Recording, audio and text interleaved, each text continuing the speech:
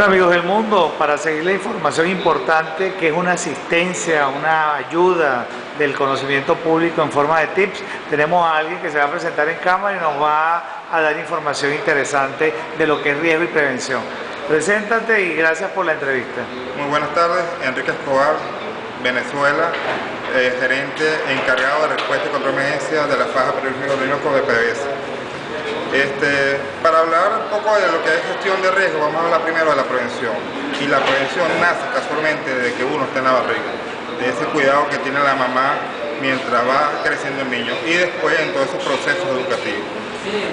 Actualmente sí hay una carencia en prevención, tanto como los organismos públicos y privados. Y es por ello nosotros tenemos que tratar de abocarnos a eso. Los planes preventivos van desde qué debemos hacer antes, durante y después de una emergencia o un desastre.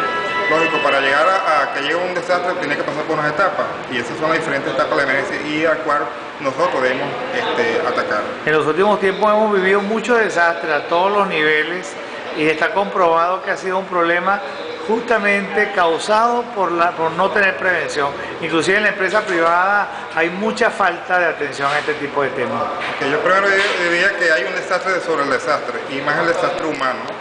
Si comparamos el caso del último terremoto de Haití con el terremoto del mismo año de Chile, veamos que Haití empezó a saquear 48 horas después de la emergencia o del desastre.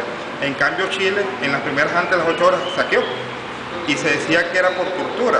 Resulta que no es cultura, sino que la tendencia de la persona a no tener la conciencia, lógico, es englobar la cultura preventiva, llegamos a eso.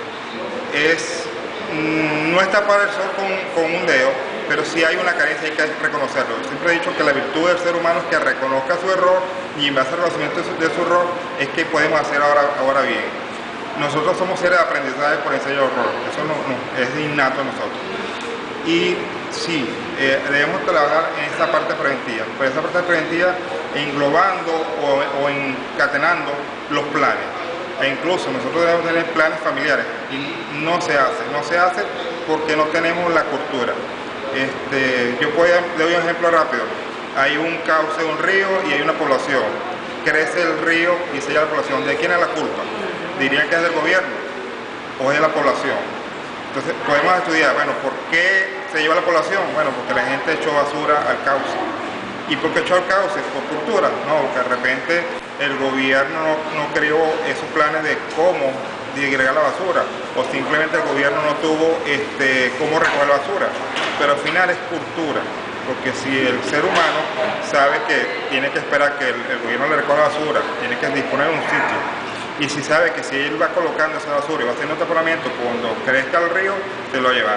Entonces, eso tiene que ser una sinergia en que el gobierno, como dice por ejemplo el caso de Venezuela, la Constitución dice que el gobierno preverá y dispondrá. Y esos planes culturales es el gobierno que entonces tiene que atacar primero la cultura.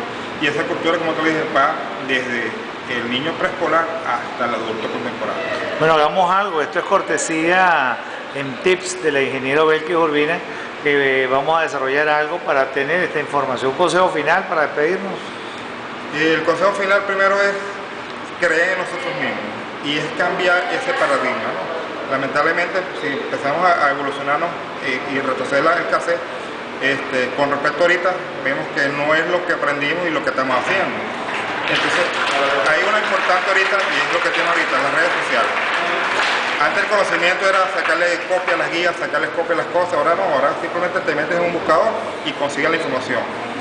Y es entonces ese autoaprendizaje que nos puede ayudar en un momento, si no tenemos conocimiento, buscarlo ahí.